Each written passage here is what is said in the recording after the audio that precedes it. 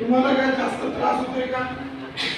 आणि ह्यांचा हा हात रिकामा आहे, हे काय करू शकतात, त्या हातात फायर एक्सटिंग्विशर घेऊ शकतात.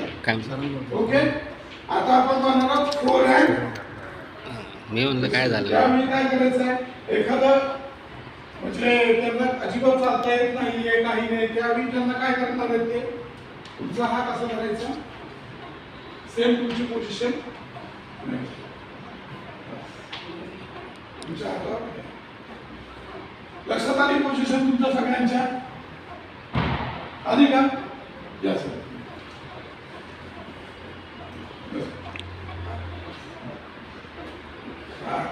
खांद्यावर टाका, असताना का मला तुम्ही मान इकडे नाही घ्यायची सर, तुमच्या खांद्यावर हात पडला पाहिजे ना. असं तुम्ही इकडे कसं घेता, बसा तुम्ही सर.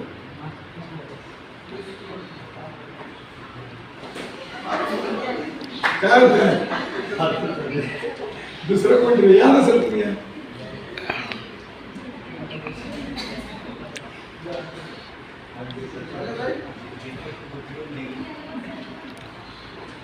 तुम्ही यांच्यावर हात कसा करायचा आहे, तुमचा असा ठेवा,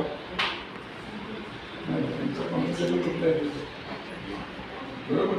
तुमचा हा इथे ना, हा इथे, काय होतं बघा, हा हात तुमचा इथे दबू देत नाही, हा वरून ठेवायचा, वरून ठेवायचा, असं साईडला पकडल्यावर सटक ना, बरोबर. आता बसा तुमचा.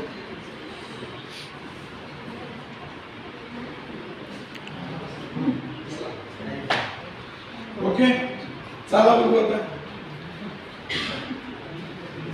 आलं लक्षात? म्हणजे काय होईल, आपल्याला स्ट्रेचरची वगैरे वाट पाहायची गरज नाही. सोपं पडतं ना सर, काय त्रास होतो का उचलून देणार? एमर्जन्सी आपण त्यावेळी एखाद्या माणसाचा जीव वाचवू शकतो.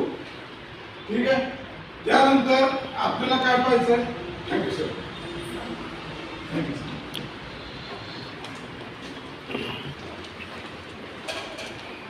आता फायर एक्सटिंग्विशर वापरताना आपल्याला एक उभं राहण्याची पोझिशन असते. ठीक आहे, ते पोझिशन आपण समजून घेऊया. मला फायर कोणत्या टाईपचे आहे ते समजलेलं आहे. फायर एक्सटिंग्विशर माझ्याकडे तो अवेलेबल आहे त्या टाईपसाठी. आता तो यूज कसं करायचा, यूज करण्यापूर्वी मी काय काय चेक केलं पाहिजे. तर इथे काय आहे, प्रेशर गेज दिसतोय का तुम्हाला? बरोबर. त्याच्या लेफ्ट राईट साईडला काय आहे, रेड मार्क आहे आणि मध्ये ग्रीन आहे. ते ग्रीन म्हणजे तो फायर एक्सटिंग्विशर काय आहे, ओके आहे. जर या साईडला असेल तर काय, हाय प्रेशर आहे, आणि या साईडला असेल तर काय, लो प्रेशर आहे. हाय प्रेशर सुद्धा वापरायचं नाहीये आणि लो प्रेशर सुद्धा वापरायचा नाही. कारण हाय प्रेशर जर वापरला तर हे कापूस ज्यावेळी फुटतं त्या टायमाला त्याचा ब्लास्ट होतो आणि आपल्याला इजा होते. तर उभं राहण्याची पोझिशन मी तुम्हाला दाखवतो. नेहमी आपला डावा पाय पुढे ठेवायचा आहे, उजवा पाय पाठीमागे असा एम झाला पाहिजे, त्याचा असा ठेवायचा नाही. नेहमी ह्या पोझिशन मध्ये उभं राहायचं. उजवा पाय पाठीमागे आडवा असा ठेवायचा आहे आणि डावा पाय समोर ठेवायचा. उभं राहताना ह्या पोझिशन मध्ये उभं राहायचं. असं काय राहतो आपण की एखादा ओके असलेला फायर एक्सटिंग्विशर सुद्धा काय होतं, ब्लास्ट होऊ शकतो. जरी तो फुटला तरी सटकला तर कुठे पडेल, खाली पडेल. मी जर असं राहिलो तर काय होईल, पायाला लागेल आणि मलाच दुखापत होईल. त्यामुळे ह्या पोझिशन मध्ये आपण उभं राहायचं आहे आणि फायर एक्सटिंग्विशर ह्या टाइप मध्ये पकडायचा आहे.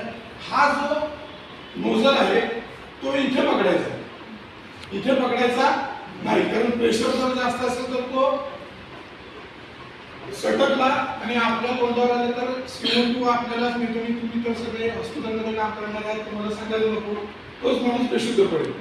तर या टाईप मध्ये पकडायचा आहे. आपला जो एम आहे त्या नोझलचा, हा फायरच्या बेसवर पाहिजे. फायर किती उंच असू दे, आलं लक्षात? आगीच्या बेसला आपला याचा एम पाहिजे. कारण बेस मधून आग पसरत असते ना, उंच कितीही असू दे, घाबरायचं नाही. पहिलं या टाईप मध्ये उभं राहायचं आहे. आगीपासून डिस्टन्स आपला थोडा पाहिजे. की जेणेकरून ती आग आपल्या अंगावर आली नाही पाहिजे. उभं राहायची पोझिशन कळली का सगळ्यांना? आलं लक्षात? या टाईप मध्ये उभं राहायचं आहे. बोला.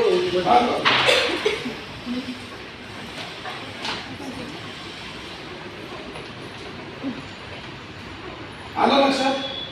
त्यानंतर आपण मी काय पाहिलंय, बेस पाहिलं, पोस्टाय कुठली आहे.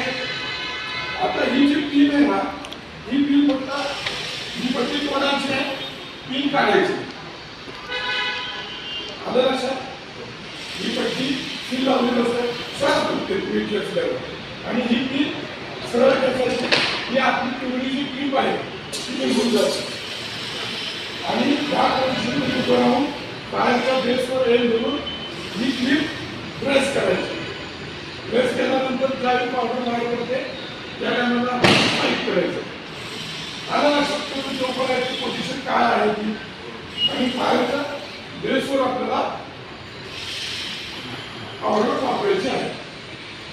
आता तुमचं काय काम असेल, आपल्याकडे फायर फायटरची टीम आपल्याला